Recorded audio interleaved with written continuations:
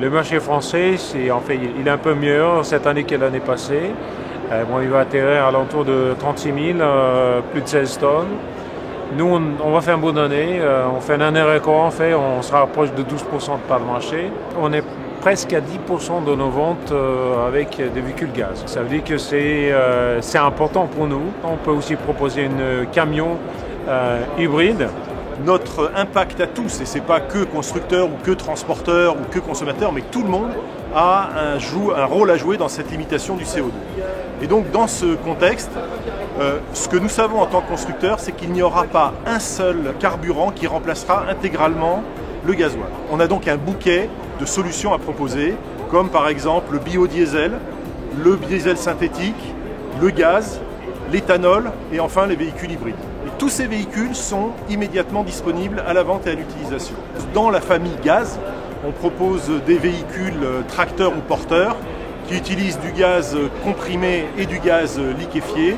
Et effectivement, on peut noter par exemple qu'une partie des bennes à ordures ménagères de la ville de Paris aujourd'hui roule avec des véhicules au gaz comprimé Scania.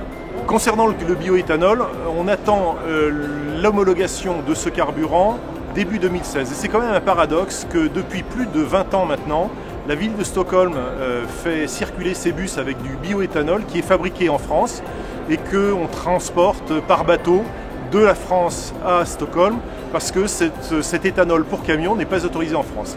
La chose va être entendue très prochainement, début 2016.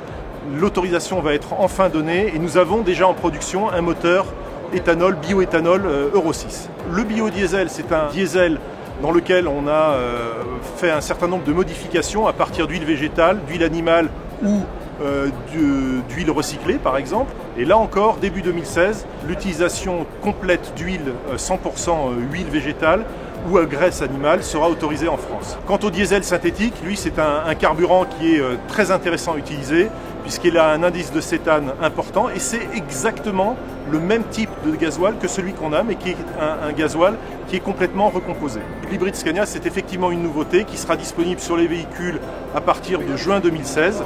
C'est un hybride parallèle qui permet d'économiser 20% de consommation de carburant et diminuer l'impact carbone jusqu'à plus de 90%.